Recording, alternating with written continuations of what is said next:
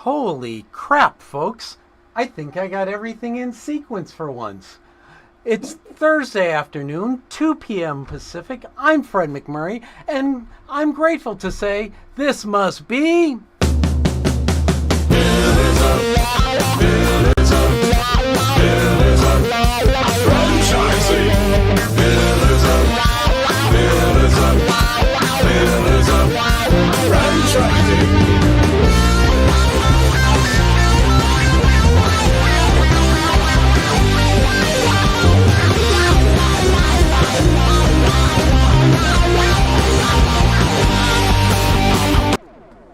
All right. Had to have some extra oomph in there, man. That was probably the most complex set of switches to throw we've ever thrown. And as far as I can tell, we're broadcasting out on over 30 different places across multiple platforms, even into, I hope everyone can hear me, our internet radio station that's going into beta now.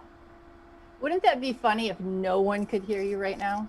Well, that's why our technical producer, Heidi, is checking all that list of places because, dear God, I hope you and I are not the only one who hear this.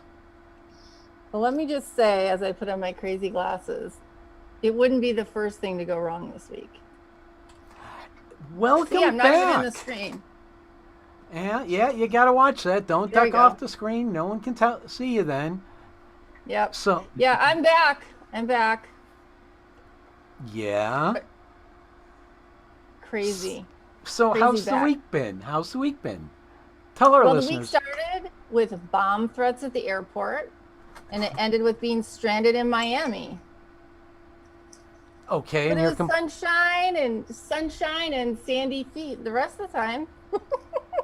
I think most people call that a shit sandwich. I was going to say, stranded in Miami Beach. I can think of worse things on that. Yeah, well, the circumstances weren't quite as you might think to be stranded there, but that's all right. We're back. It's a beautiful day in Chicago. It's like perfect weather. Ray's probably happy. He could pull out a hoodie tonight if he wanted. See, the funny thing about that is Ray would love where I am because all through the summer it's clouded over from they call it the June gloom. And I'm one of the few people that's actually happy around here in summer because it actually feels like weather and I'm in a hoodie. So, but it's not June. You want me June, to go July, into August. Want me to go into a rendition of Never Rains in Southern California? I'm not in Southern California. I'm in Central California, which is why we do this. But Ray, we'll get to you. Don't worry. There's the pillars of weather. Got to do our shtick. So, what's the word on the street, Kristen? Were you going to call me Kathleen? Because that's not even close to my name. Actually, no. I was going to go Katharine Hepburn, but oh well. I'm an old dude. Oh my God, there's so many words on the street. I wouldn't know which one to start with, but I think we got a lot of really great stuff that we're going to talk about today. We continue to work with our mentee who's waiting on a new FDD. We're working with a couple other people who are looking to turn their businesses into franchises. We always are working as a group to continue to develop and improve pillars of franchising. So lots of stuff I'm not really privy to talk about at this particular point, but very exciting stuff up and coming. So if you haven't been tuned in for a long period of time with pillars of franchising, now is certainly the time to get tuned in. So with that type of answer is worthy of being a White House press person. Okay, so it is. Rumor has it that very soon, potentially as early as sometime next month, there will literally be virtual, how you like that, literally virtual, gotta love that, virtual networking events under the Pillars of Franchising banner. At least that's the rumor I'm hearing, or the word on the street. Would you care to confirm, deny, or avoid? I would like to say I plead the fifth. Chicken shit. The word is on the street. How that word evolves and when that word evolves will be announced at a future date. I will also tell you we have all kinds of exciting things that you could tease our listeners with, but I'm going to try not to let you. You're not Next gonna- week, I think Yes. next week we could probably make some exciting announcements. All right. I will. I'll let you buy me off with that one. So, shall we bring our wonderful co-hosts on so we can play Pillars of Weather? We shall. How about we bring Jerry on? Can we bring Jerry on? And then there's David, and we can't forget Ray. But let's start with Jerry, because I usually start with Ray. And the way my screen is set up, if I read it, would be Ray, then David, then Jerry. But I want to go backwards today. So, Jerry, where are you and what is your weather, my dear? It looks like you're sitting in a Great Clips office today. I am sitting in Cedar Rapids, Iowa. The weather is in the low 90s and humid. And Wow. very humid, yes. So I'm escaping to Minnesota to the cool weather of fishing next week. Nice. Very nice. David, looks like Yeah. you're in Ohio. Yep, sure am. It's absolutely perfect. 75 sunny degrees and just a gorgeous day. Awesome. Hey, Ray, you want to be my neighbor? It's miserable here. It's 88 degrees. I don't know what the humidity is, but it's got to be in the 90s. I mean, you can't No, walk outside without being I'm gonna drenched check. in sweat. It's terrible. I can't stand it. Where, It's 84. David, where are you again? I want to be there. I'm in Cleveland. It's gorgeous here today. Oh my God. But Well- it is, you know what? I missed doing the show for 2 weeks. I missed it. I really did. Unfortunately, I didn't have very good Wi-Fi, but I'm fixing that.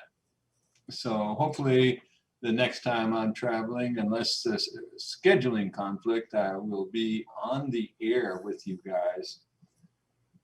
Well, we all know that you don't make scheduling conflicts. Yours is always just the Wi-Fi problem. So we'll be looking forward to having you back.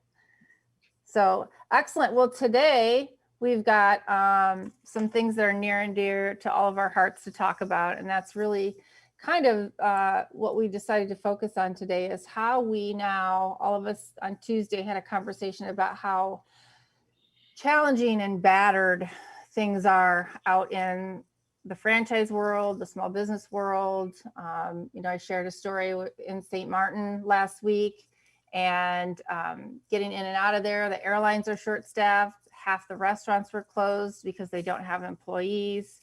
And some of those are the very same things that we're suffering from right here.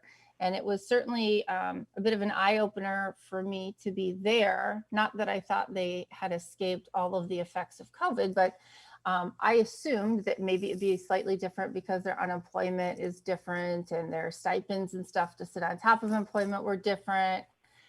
But it was the same story over there. So today we'd like to talk not so much about all the problems and all the heartache that's been occurring, but what we're doing to move beyond that. So Ray, do you want to kind of start talking about what are some of the things that you're working on to get out of? Well, let's first talk about staffing, right? Let's talk about the ugly elephant in the room or not in the room. And that's just staffing. How are you working on planning on achieving better staffing? I think, as you know, we're working on as a cooperative in the Chicagoland area through our various connections, getting good advertising out to the public. I think yourself, JL, and myself have had the least number of contacts, whereas for whatever strange reason, other people in our co-op are doing fantastically getting contacts. So I don't know what exactly is the magic here, what's happening, and do you have any insight to that at all? I don't necessarily have an insight as to what's happening. I mean, obviously we know that in this particular state, we continue on with the additional funding of unemployment until September. So, for businesses out there that are in a state that continue to, I'll call it a stipend on top of unemployment, the good news is there is an end in sight. Now, yesterday I read a blurb from the Biden administration simply saying, we'll be ready because it's not going to end anytime soon, these labor shortages. And so, well, that did not make me happy as I'm trying to be, upbeat and positive and cheery about this. It does make me really think about what, we as business owners, David talks about a lot, perseverance, right? And I think that the whole idea about today is how each of us as $1 million owners are going to get beyond this and get past it. And, I just try to keep a positive attitude. I'm trying to continue to push that recruiting as much as I can, whether it's the yard signs outside of my office, whether it's the Facebook pages, announcing hiring, whether it's joining the co-op. Why we're not getting the hits, I don't know. I have to think some of that could have to do with demographics, could have to do with the income for those folks within our area. It could have to do with the number of people. Like I know where my office sits, I have a large amount of lower income bracket families, and it's very possible that getting this extra money is helping them stay home a little bit longer. So I don't know, Jerry, David, do you guys have anything to weigh in from your neck of the woods in terms of the whole staffing crisis and what you're experiencing and how we're overcoming it and planning for the future months? Gary, you're gonna jump in first? I can. I think it's funny when she asks questions like that, David, because you and I kind of look at each other online and go, who's up? Who's gonna go? Right? I know, I gotta call you by name. Hey, that's it, Jerry. You're first all the time now. No, I don't know if that's really this is a widespread problem, folks. It's everywhere. It's literally in every industry. You read things online about it's only impacting restaurants and lower pay type jobs, and that's 100% incorrect. Literally every trucking company, every construction company, every manufacturing company that I'm associated with has the same problem, and they're paying people $80,000 to $100,000 a year or more. So it's not a lower wage type situation. It's widespread. In fact, I would argue it may impact lower paying jobs a little bit more, because right now, jobs that typically would not accept a untrained or unexperienced person are willing to take them and train them. So, they're literally kind of robbing from those lower paying jobs to get it. So, but there's a lot of things you can do. I think, for instance, Iowa did away with the enhanced unemployment on June 12th. So we've had, a month or almost 6 weeks probably now, where that has not been an impact. And I can tell you from our experience, it took 2 to 3 weeks after it stopped before we saw a change in our application rates. Because a couple things. Number one, there are still other government monies available, and they're taking advantage of that. They're taking whatever money they can get to try and extend the time that they can stay off of work. And I'm not saying that in a negative way. That's just the reality of it. Really, the other thing is the reality has to strike that you no longer have some of those monies coming in. So it just took a little while to get it up and running. Now, I can talk to some extent, but I want to let David get in here. I can talk about some of the things we've done to increase the number of applications, some of that kind of stuff. But David, you want to pitch in a little bit before I go on in a long soliloquy?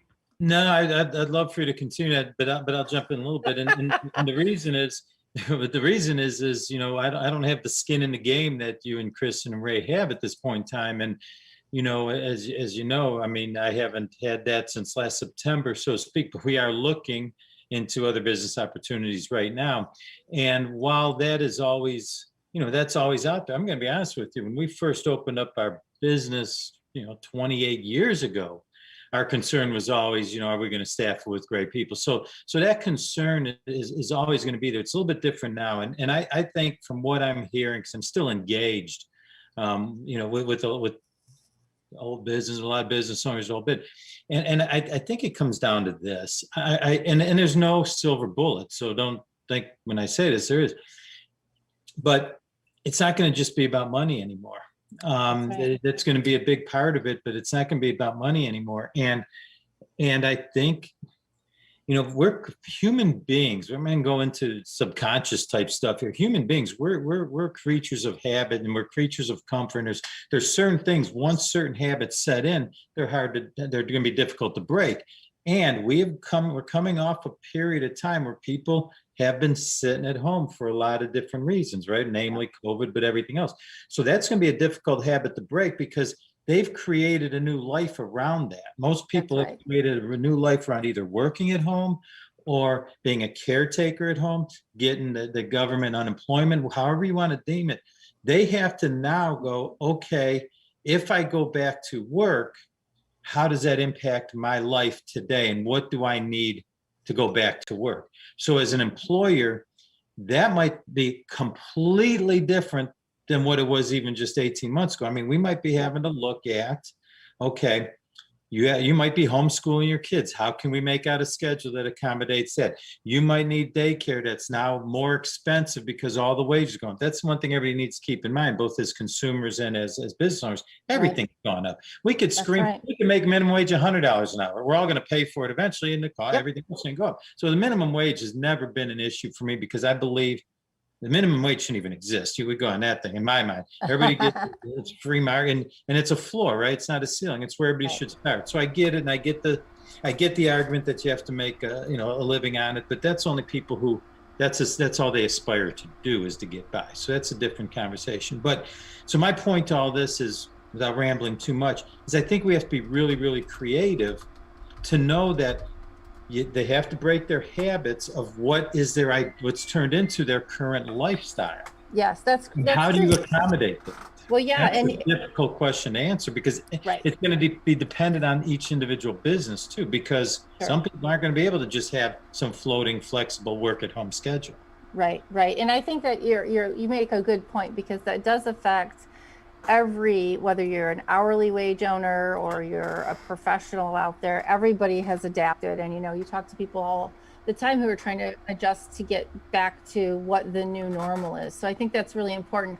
I think today's show is going to be one of those shows that all of our listeners out there are going to have their own stories, their own opinions, their own thoughts. And we really want to make sure that we open it up to people today. If anybody wants to call in, they want to talk about this topic, please jot down the number is 323-580-5755. Again, that's 323-580-5755. So if you're out there and you have thoughts on this, particularly if you're in the process of finding solutions today to the issues that we're going to talk about, give us a call, because we're all in this together. I know that phrase is used a lot, but the best way we find, and for Ray and I, right, we're already a part of a group of 15 that talk on a regular basis. We have to share solutions, and I think we would all be remiss to sit here and bury our heads in the sand and woe is me, and wait for all of these incentives or extra money to stop flowing. We have to start looking forward. And that's the thing that we talk about a lot, is that if you're in business, you have to have thick skin. You have to be able to persevere, and you have to look forward. So Jerry, did you have a couple other items that you wanted to add to the staffing situation? Well, maybe a couple hundred, Kristen, but I won't let you go that long. Oh, wait. All right, before Jerry talks, before I forget my thought, if you don't mind, Jerry, I just want to mention that Kristen and I and the rest of the co-op pretty much have been in business 15, 16, 17, or in some cases, how long? I'm at 15 and you're 20, 25 years. Anyway, yeah. My point is that because we've been in business and we've always treated our employees, I think all of us have in this area, very well, and we treat them like a family. I think I lost maybe a couple of them because of COVID, and they're not coming back. But the reality is that we are a family, Mhm. and that we treated everyone respectfully, and that's why we're not having a drastic cut in our employees. We're basically through, I think it's called attrition, in other words, people leaving because Yes. they're ill or retiring or, whatever is going, they're moving. That's the type of employee that we're having a hard time replacing, and we are unable to build our employee base, which, if it wasn't for COVID, I'd be pretty close to 50 employees right now, and right now we're at 38. Sure. So, yeah, we still need at least 4 more to, Right. make life easier on the rest of the employees. Okay, Jerry. Yep. Speak up. Well, since this show is about solving these problems, not just talking about the fact that problems exist, you have to Right. admit it's out there, and then you have to have a solution. And I think Kristen was the one that said we can't bury our heads in the sand. We have to, team up and try and figure out a way around it. So I'll just share some bullet points of some things we're doing that's starting to show some traction, and then some things we're working on currently. Sure. So the first thing I would point out, and Ray talked about it too, you've got to position yourself as the employer of choice. Yep. David Yep. said it's not just about money. Money may be one component that you have to deal with depending on how you pay, but certainly benefits and flexible schedules and whatever you can work in. So I put it this way. As a good employer, you've got to find the pain points of your employees. Whatever those are. Absolutely. Yep. And you got to deal directly with those if they're solvable. Sometimes employees have things that you just can't change because you're a franchise as opposed to a single practitioner or whatever the case might be. So you have to consider that, but you have to be the employer of choice, and you have to find the pain points. So, we can talk about the fact people can stay home. I'll talk about our business a little bit. Our staff could stay home longer, but they're social animals. They miss the interaction. So getting back to work was something most of them wanted to do. Now, some of them had, concerns about health because they might have somebody at home that is, impacted by whatever, have a pre-existing condition. They're afraid of taking something home to them. So we have to understand that situation, and maybe you can figure out a way to make them more comfortable, or you just have to admit they're not going to come back for a while, whatever that time frame might be. In But our Jerry, world, on that, I'm sorry to interrupt you on that point. Don't you think, like, I know we have a couple like that too, and while we're aware of that issue, to me, what's important is that you don't lose complete touch with those people.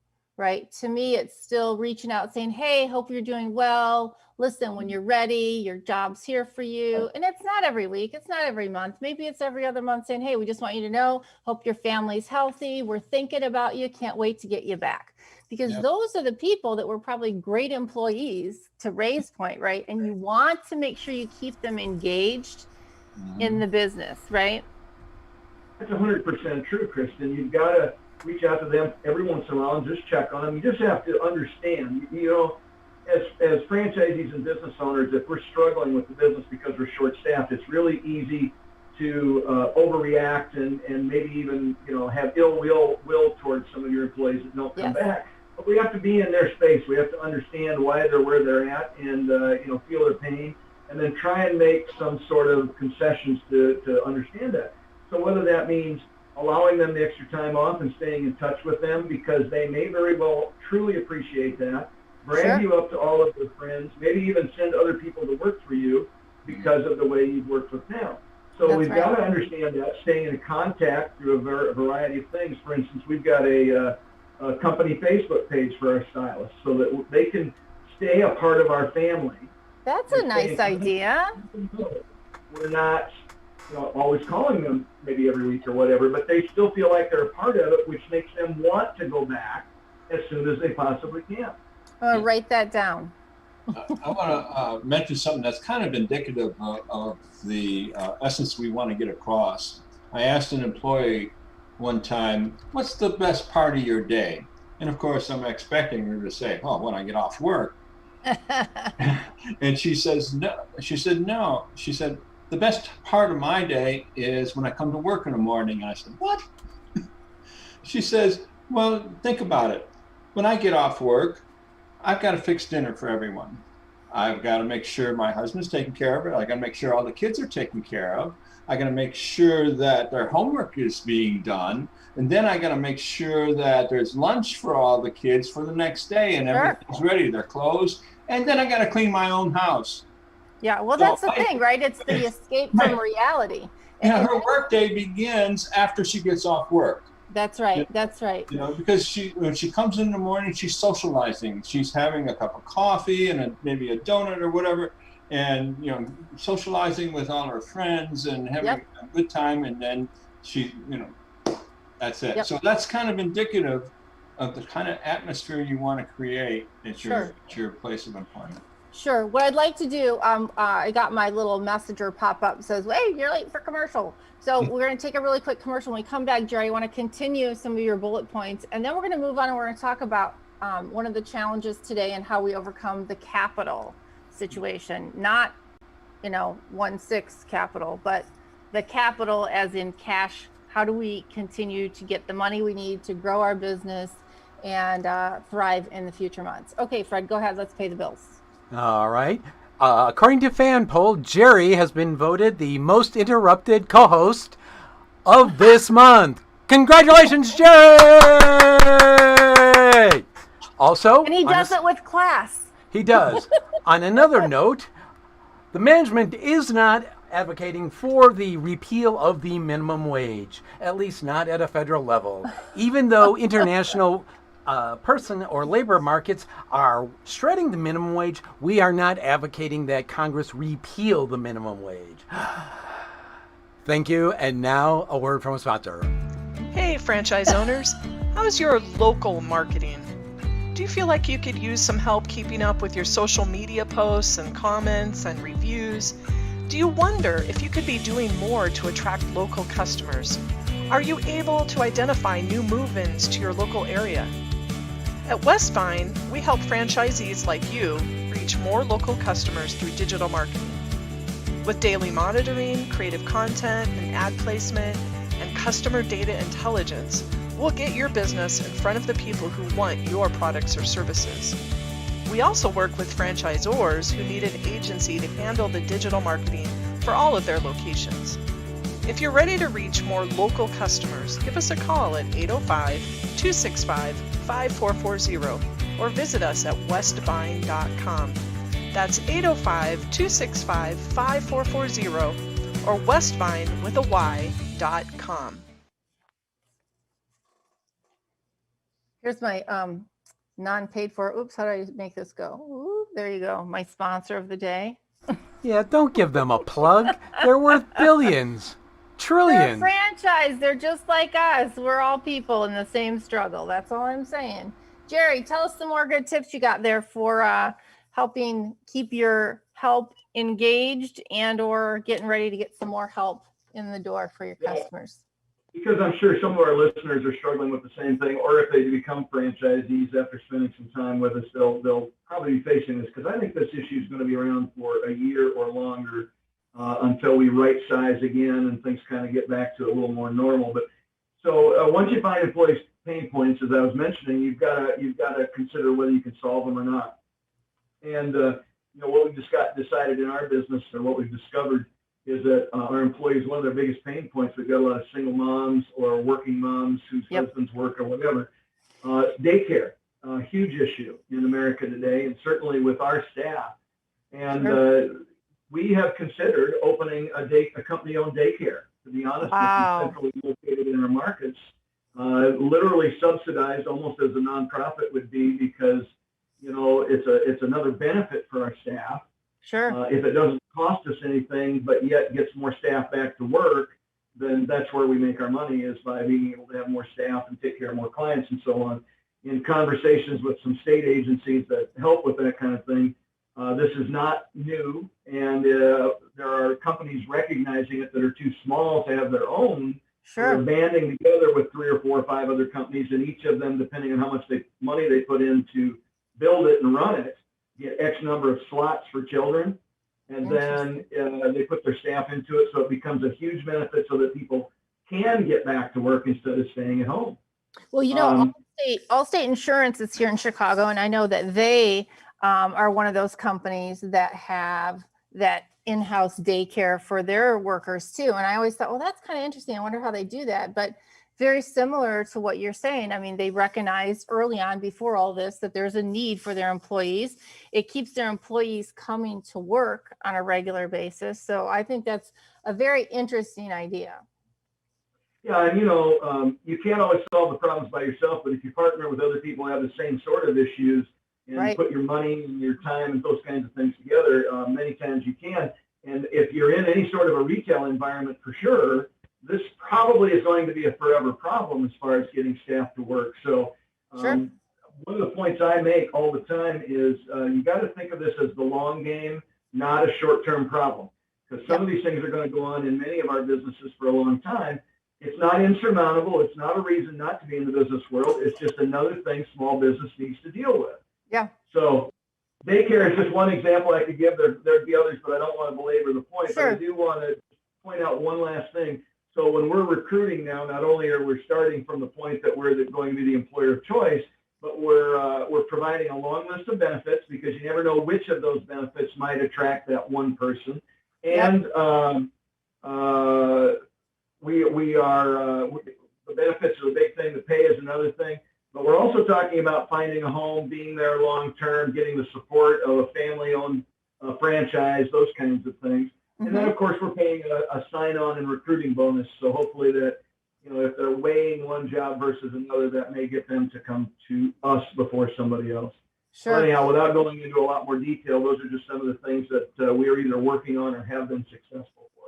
I think that's great. And I'll end this particular segment of this category by saying the recruiting is actually a really interesting thing, because I know in a lot of businesses, particularly in mine, and I know Ray has done it before too, when you have a good core group of people who work for you, they tend to hang out with or be associated with like-minded people. And, we certainly set it up where, listen, if you've got a friend, or you can find somebody who can come in and work for us or is interested in working for us, and they can stay through 90 days, you'll get a bonus and they'll get their hiring bonus. So they go out and they do the recruiting for you. And because they're loyal to you anyway, and they're a good employee, they're not going to bring you somebody who's not going to come to work. Right. That's not what most of them are doing. So I think that's a really good point when you talk about recruiting and loyalty of your employees.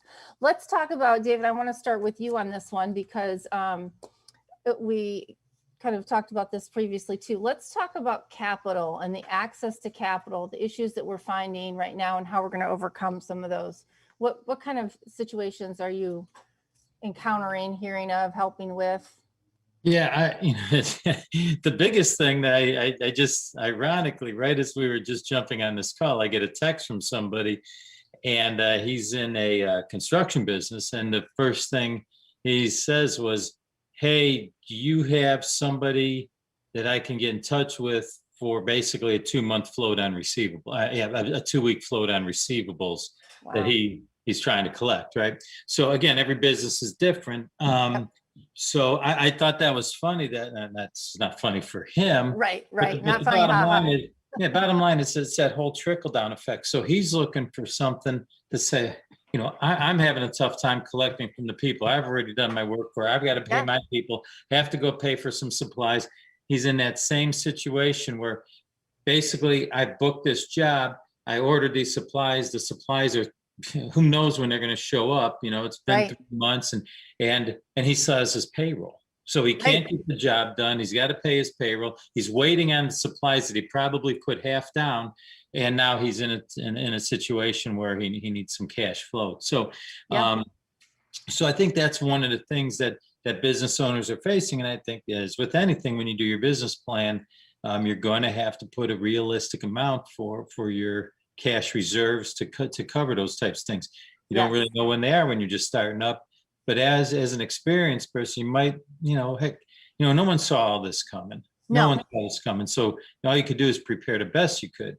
So now he's reaching out to try to do that. I think the other thing is too, it comes back when we referenced that before, we always talked about, kind of startup capital. Where are you going to start your business with?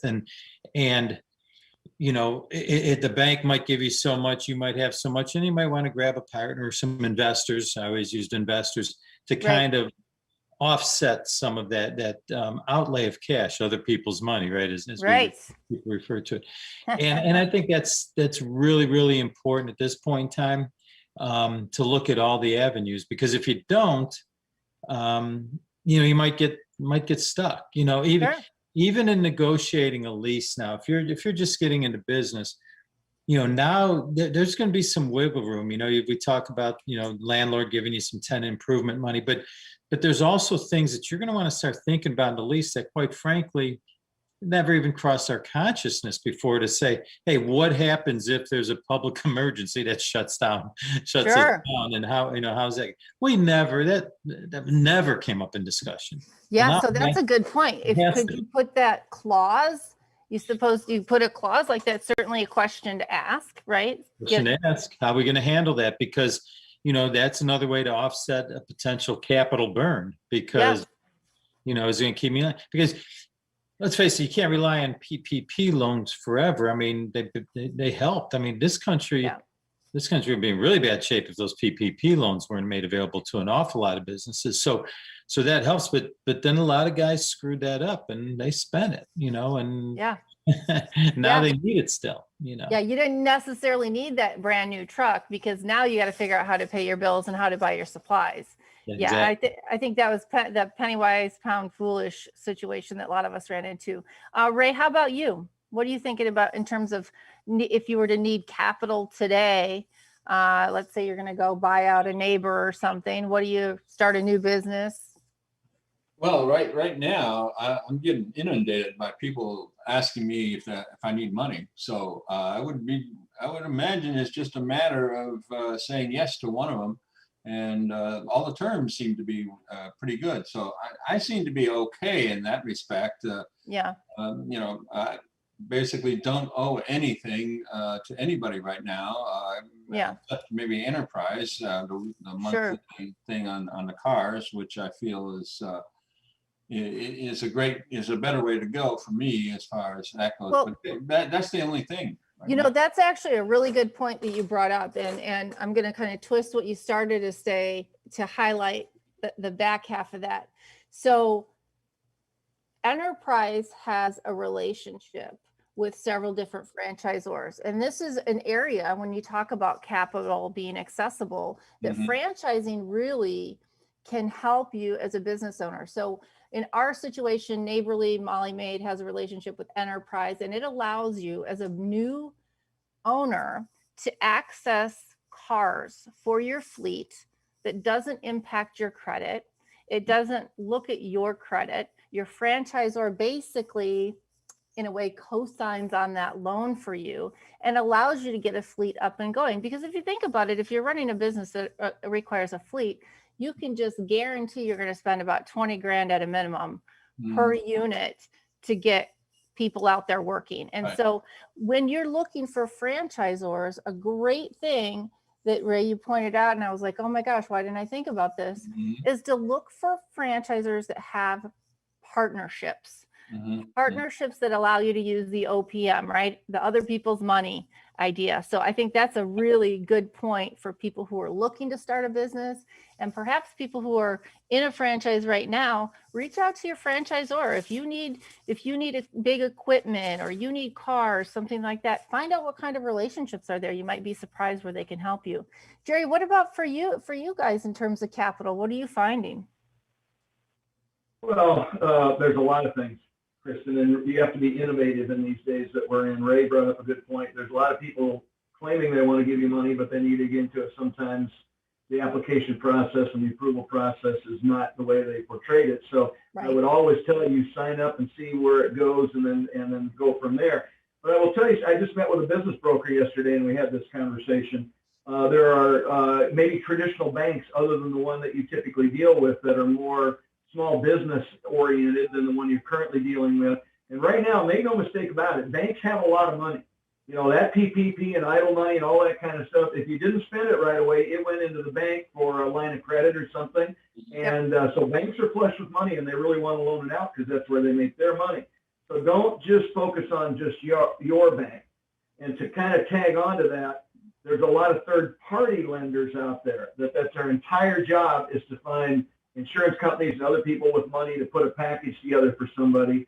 So, and to be honest, you guys brought up your franchisor. Many franchisors have relationships, preferred vendors that do that. So you can check with the franchisor and see if they've got a couple of them they would recommend to you that have experience in your brand and comfort with your brand, and maybe are more willing to lend within your brand. So keep that in mind.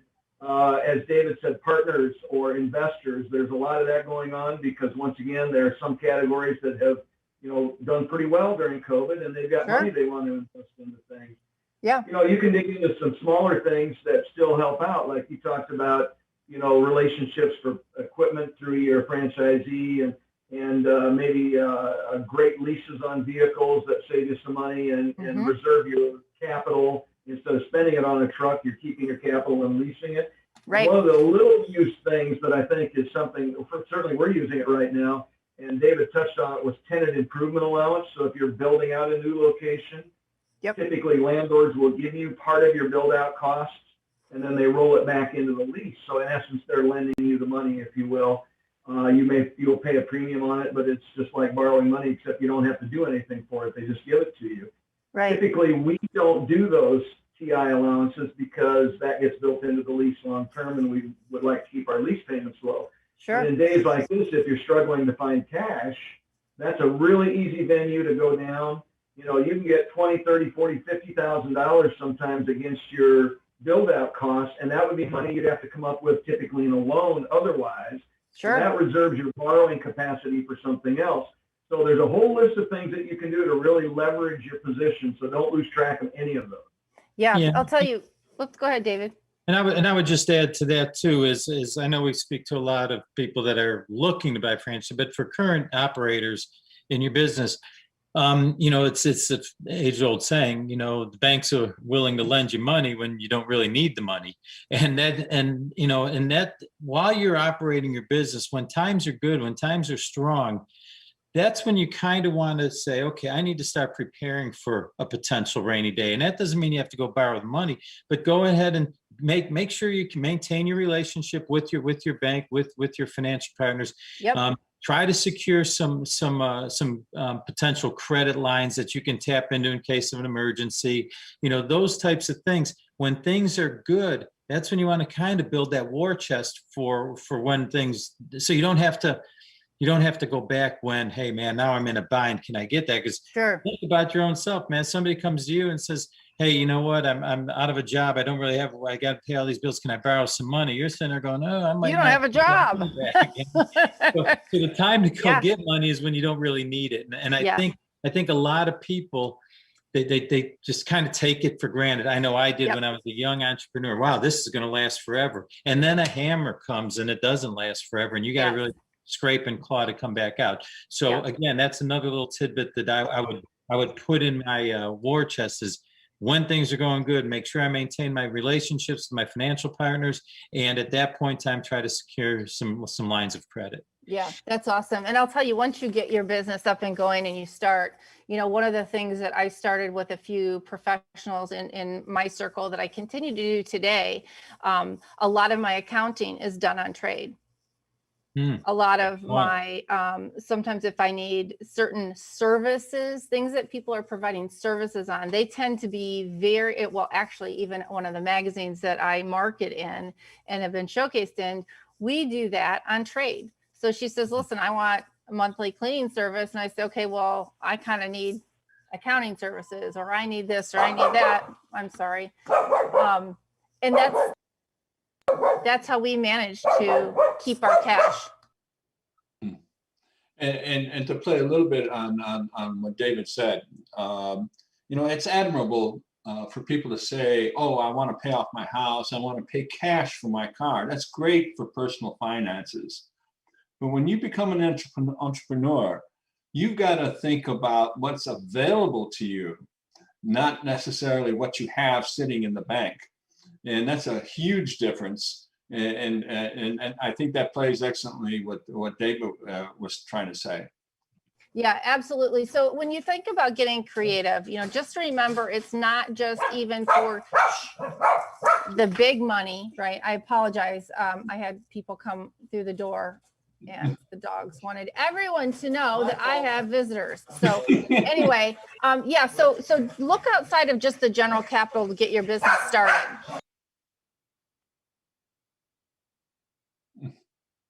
Okay, I get the award for something, right? For that, for the most dogs that bark during a show. Yes, the most annoying dog without being seen interruptions. Yes. Because if the dog were seen, then it would be cute. But since it's not seen, it's just annoying. It's basically just a sound effect at that point. Yeah, it's like the doghouse sound effect. Well, And the it should dog be has a- been carried off into the sunset. So, and I It love should the be a dog. He's big woof, woof, woof, Great Dane or wolf one. Not that. my big dogs don't bark. It's the little ones. Did you notice that the dog doesn't bark when the rest of us are talking? Only when you're talking, so you can't mute. Yeah, it must be something. I wake up in the morning, I have a dog sleeping on my shoulder, a dog on my head, a dog on my feet. It's just, and if I could, my dream job, aside from the show, would be to have an animal rescue. So there. Now you all know I love dogs and would have a big old farm full of dogs if I could. But let's get back to what we're doing. I'd have to figure out what to trade. The show's going to the dogs. Yes, it is.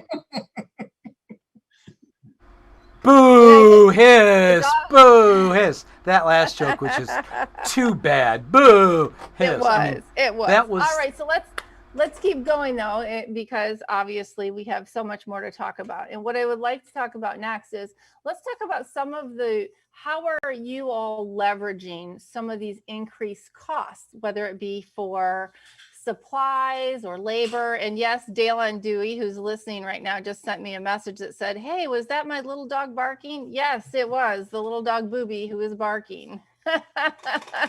So let's talk about what we're going to do and how you're overcoming some of those obstacles to make sure you can continue to service your customers that you have today and keep your business in a position that you'll be ready for more down the road. Ray, you want to talk about that? Sure. As an owner, you naturally absorb those increases. You just don't take home as much. And and of course, we're constantly working. One of the things that we're having a problem getting now is gloves. And recently, I noticed there's a few people that are putting them on sale. So our costs are going to begin to go down as time marches on. And of course, some of the things that we're not using now are, we're not getting as many masks that we need to use because most of the customers to basically say, oh, don't worry about it.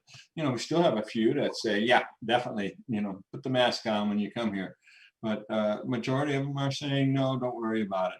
So we don't need those kind of supplies we're not needing. We always need gloves, and they shot up. I think you probably have the same problem. They shot up in price dramatically, and we've been ordering them from probably about 5 different sites and constantly monitoring the costs. But yes, as an owner, you absorb those costs, and then hopefully as time goes on, we'll be able to recoup some of that. Sure.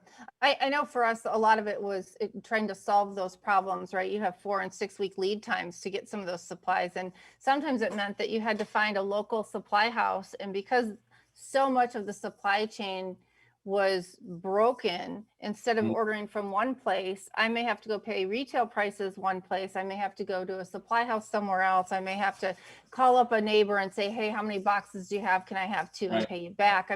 So there's a lot of that kind of stuff going on, and that's how we managed to get around a lot of it. And I'll tell you, as we move forward, I think the way in which we deal with our client base tends to change a little bit too, right? So we know there's a threshold. Every business has a threshold of what they need to make to pay the bills. And so people will start to see, as we have when we talked about it today, I went by as $3.48 a gallon for gas. And I'm like, no wonder I maxed out my fuel card this month, right? But those costs are going to get passed along, whether it's for your cleaning service, whether it's for your hamburger at McDonald's. thank goodness the only thing I still only pay $1.08 for because of taxes is my McDonald's iced tea, right? Everything else is going up. And so people have to be prepared for that. I know that we're looking at some of our clients who, maybe they're just not really, for the amount of time their home requires to clean them, they're not paying enough. So we have to go back and address price increases. Jerry, what are you guys doing? Wait. You said $3.49? Yeah, for gas. I know you're like probably $5.49. Feel grateful. I don't know. I don't. Feel great. Even at the cheap stations, it's $4.59. Feel grateful. Yeah, well, the left coast is another country as far as that is concerned. So. Oh, Ray. But you'd like the weather out here where I am today better than where you are. Take that. Fred, you are right. We need to feel grateful. I feel grateful every day I don't live in California. So thank you for bringing that. Oh, man. I love that state. I'd move back in a heartbeat, to be honest with you. But I do agree with you because we're in Illinois, Jerry. So for us, it's the next worst thing cost-wise and tax-wise to California. So if I'm going to pay that much, I might as well live where I like. Well, sure. Illinois is a California wannabe, and they're chasing to get there and see who gets there quickest. But, yes, it's a race to the bottom. I will not make jokes about Iowa. I will not make jokes about Iowa. I promise that in another. Aren't people just out there walking around? Oh gosh, no. We recovered really quick from COVID. We've got a great economy. Yes, we don't have the most scenic view on the face of the earth, and we do have tough winters like Illinois does, but there are benefits to being in a low cost of living state. So I agree. And you know what? Honestly, for the record, we love all of our states, and I love Canada too, right? So, but we love to hash it out between the four of us. It's fun to make fun of different states. Yeah, exactly. There's a girl on TikTok who does just that, but we'll go past that point. Jerry, let's get back to business. Okay. So you guys touched on it. I'll just, I don't want to repeat a lot of what's been said, but, we talked about COVID and now the recovery and so on. We started a practice when COVID hit. We have a great supplier of not only office supplies, but many other things that we use, similar to Staples.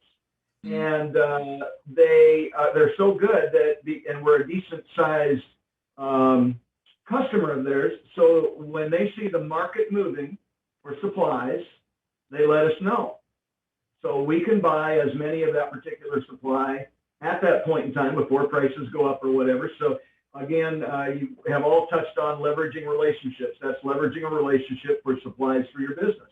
And so our warehouse turned into a real warehouse at that point in time because I think we bought like 60 or 70 cases of toilet paper.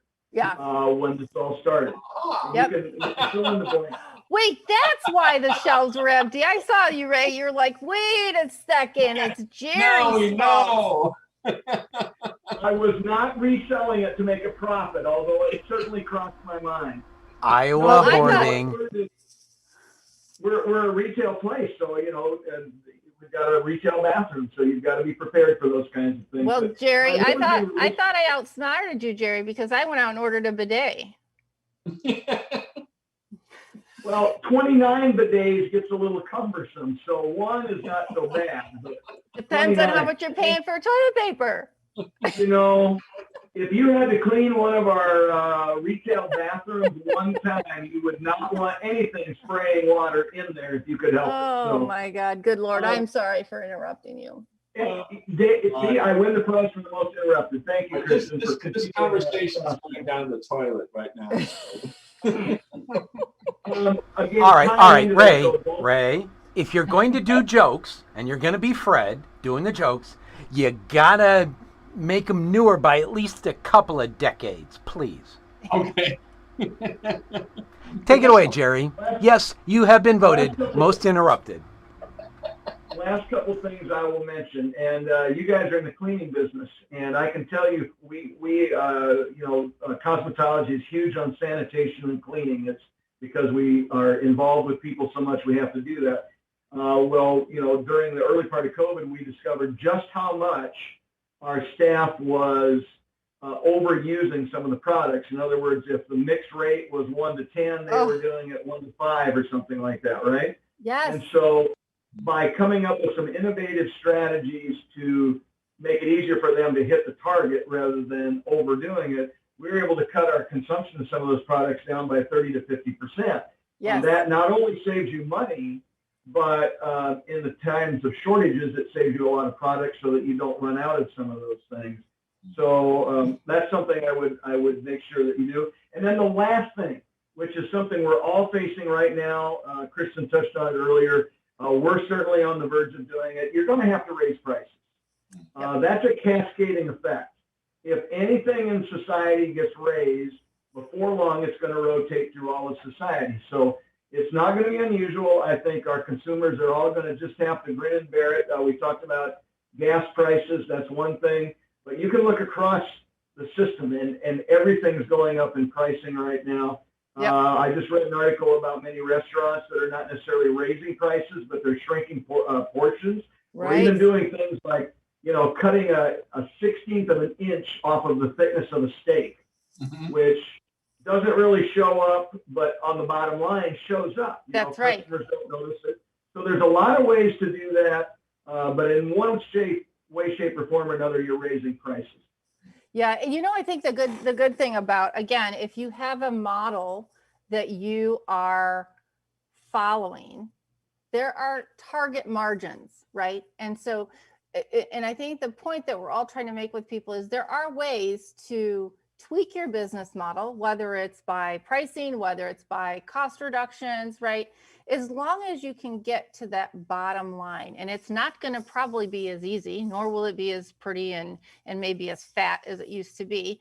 But the beauty of a franchise model is there are some guidelines, and there are, we used to have, for $1 million business, these are the top 10 KPIs that you want to watch all the time. And so I think a little differently than a mom and pop shop, as I call them, the franchise system has some really good guidelines to help kind of, I'm going to say, guide you, right, to get to the bottom line so you still can pull a profit. And we're not even talking about huge profits. These are not businesses that we're saying, are going to make a 50% profit. I mean, some of the businesses that, like the area Ray and I are in, you could have really, really, really almost single digit margins. I mean, and that's with a lot of things. David, I see you have a question.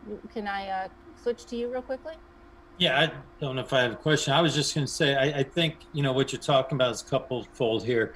The franchise model allows you to share ideas with other franchisees that can help you kind of reset, your business and bounce off ideas that, especially when you're in kind of the throes of everything, you might not be thinking of all the other possibilities and ways that you can kind of restructure your business. So that offers a lot more. And that's one of the biggest things, I think, when that was the biggest benefit I remember having. Anytime there were struggles, boom, you jump on the phone with 2-3 other franchisees, get a couple ideas from them, and you're, kind of up and running again.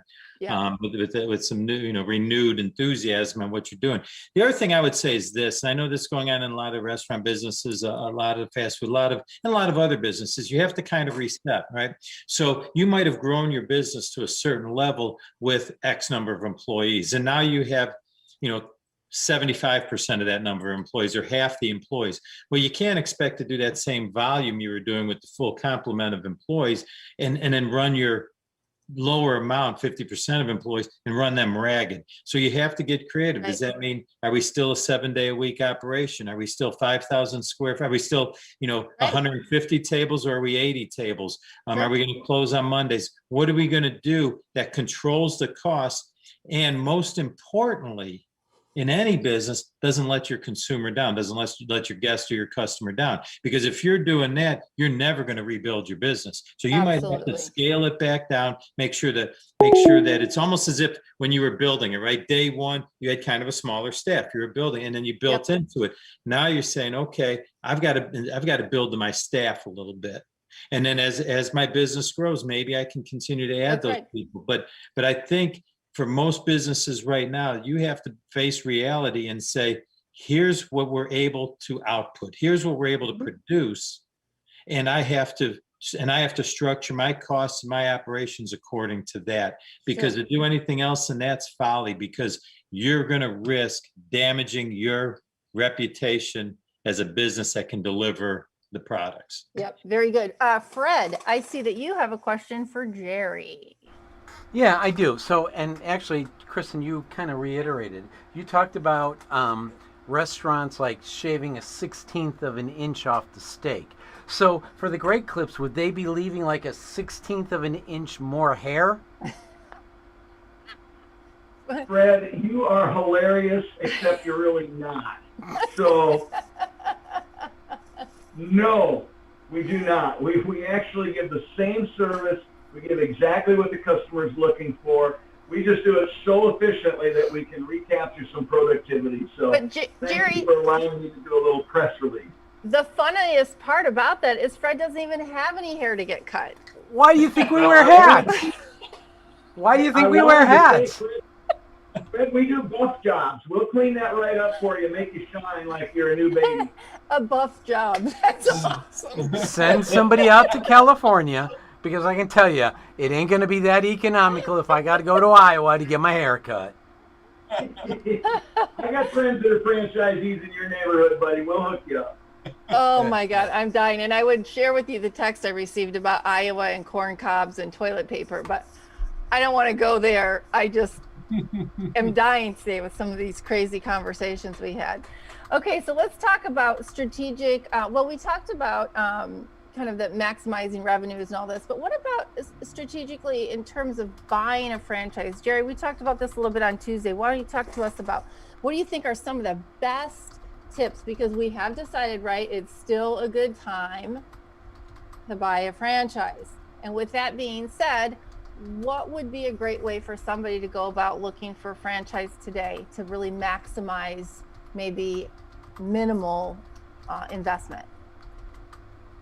Well, to start with, Kristen, I would argue that it is maybe the best time to get into franchising right now, especially if you have the chance to do an acquisition as opposed to starting from scratch. Nothing wrong with starting from scratch, but what we've always looked at when we do an acquisition is we're literally buying cash flow. You know, when you open a new business, you're going to have several months or maybe longer before you reach a break-even point, so you're going to be infusing more cash into it on a steady basis. If you were to buy an existing one, and you first off, you're buying the cash flow, the customer base, and so on, so you may be at least at break-even when you first buy it. So that's the first strategy I would look for. You're going to need to find a business broker probably to help you find that opportunity. But you need to control the broker. You need to make sure that you are getting what you want out of it, and it's not just them selling you something. So you go through the same process as finding the right fit for you, and then you get in the driver's seat and negotiate it. So what we've done with many of them, we look for underperforming stores that we look at, and we know that when we bring our secret sauce and the way that we do business and so on into it, that we can improve it by X percentage in some period of time, whatever that is. It's just an economic math equation, you know, as to what you want to pay for it. Right now is a unique time in history where, because of some of the pain points in the franchise or small business world, many franchisees who have been in their business for an extended period of time, 15, 20, 30 years, paid it off a long time ago, probably reinvested their profits somewhere else, and they're just ready to retire. Yeah. Well, we're in a unique time where you can buy those franchises in many cases for much less than you could a year or two or three ago. So look for some opportunities to leverage that to some extent and buy something right, so that your cash flow nexus is lower than what it would have been otherwise. Yeah. And the last piece I would add to that is, if it's paid off and they don't owe money for it, many of them will be very willing to sell it on contract to you. That's exactly what I was going to say. Yeah, this is where you literally can pay your way to success, because if you buy it on a contract, it does not count against your borrowing capacity from the bank. So you have the ability to add on more units, expand whatever you want to do with that kind of saved borrowing capacity. Right. The benefit for the seller is they get the opportunity to make interest on it, which is probably a higher interest rate than they would make from the bank, almost assuredly.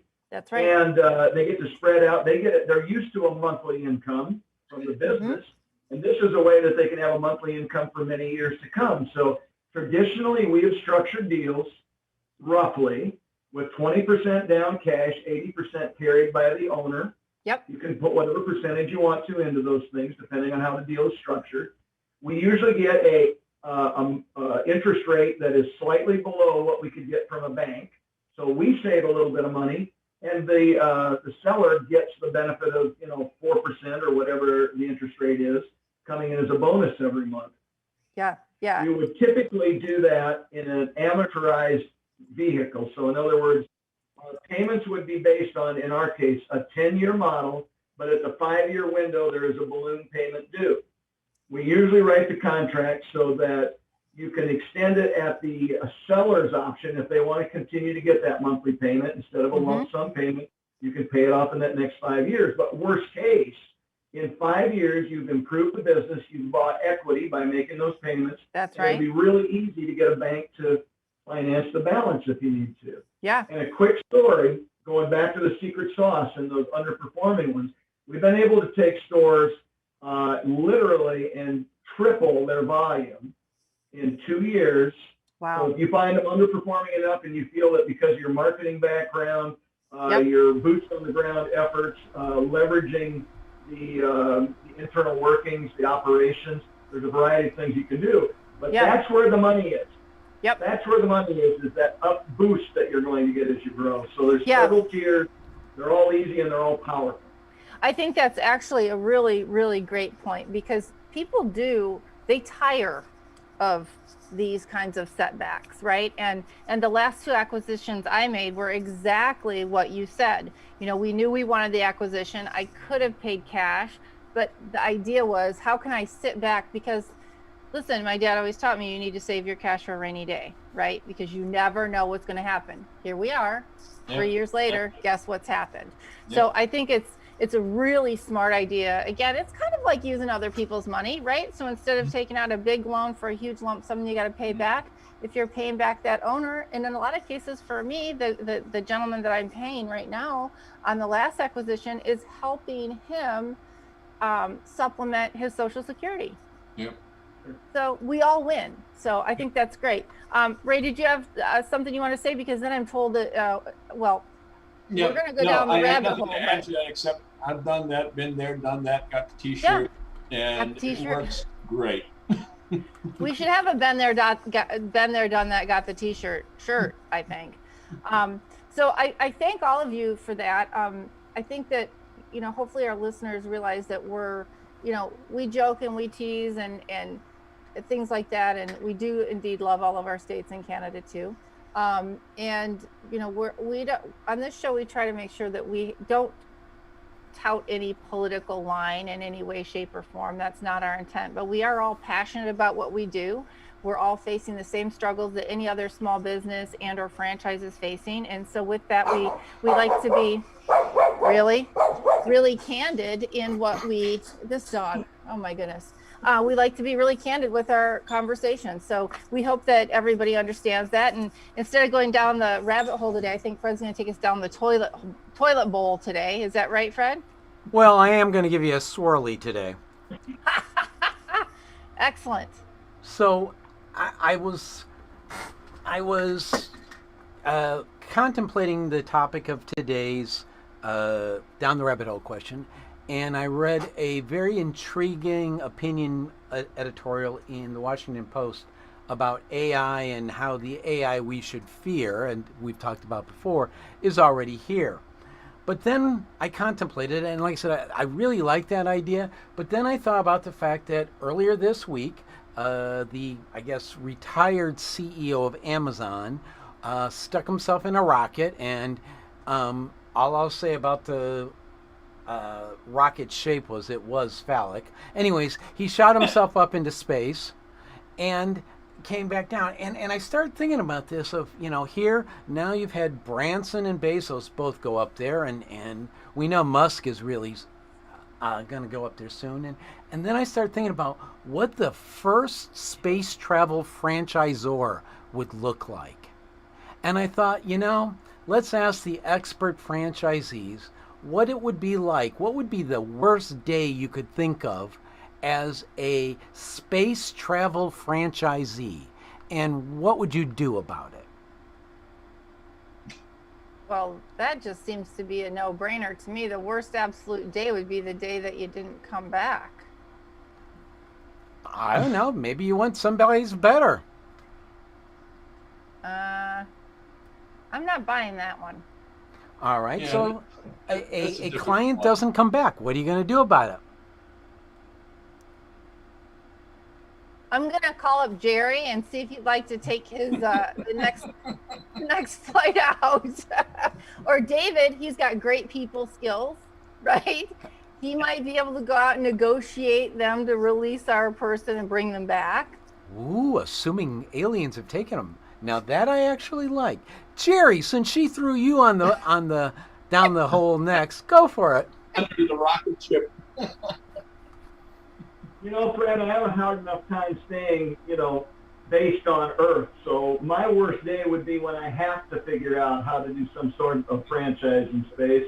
So I literally, this is going to sound very, very simple, but I just am not going up there. I'm staying here. I'm not going to, I got enough problems here. Well, you could be down here and still be. Fair enough. All right, jump ball between David and Ray. Okay. Oh, I don't think my territory doesn't expand that far. It's a different menu there. As an entrepreneur, I would definitely, if someone didn't come back, I'd then sell to that person's relatives a space burial. I'd You're call gonna my sell it to freaking. him? Oh, God. I'd call my I'm freaking so- insurance agent. Check my liability insurance. But This has okay, gone all folks. over the place. I just gone so far over the place. Who's in space again? Who went in the rocket ship? Who's on Jeff first? Bezos, former CEO No, of I know Amazon. that. I'm talking about, is it a franchisee, a customer? No, it's a franchisee Who the hell's in client. space? It's one of your clients. Yeah. Oh, I Pick didn't up get my that rocket question ship? at all. I'm With with my- you, David. I think with he my- said a franchisor, right? Didn't he say something I didn't different? know. What do they have with them? Our proprietary recipes? What do they have with them? I don't know. Maybe they've got Buffalo Wild Wings in, Hey, frozen. It depends. You might have, hey, sometimes you have to fire the guests. Sometimes you have to fire the Yeah. client. You might want to leave them out there. That's all I'm saying. Hey, you know what, David? I think that's where all those missing chicken wings are. There they are. Yeah, shortage. Not a rocket. So, They're So, flying around in space right now. We being, have gone way off the rails. being fired into space, the first ones being fired into space were monkeys, and now we got Bezos, right? There you go. Oh. And on that note, because we don't want the a multi-trillion-dollar company suing us, I want to thank you all for making it a really weird show. Thank you. We'll be back next week, and to welcome to our Shoutcast Live listeners. Thanks for supporting the channel so far. We'll be back live soon, and we'll be back next week with.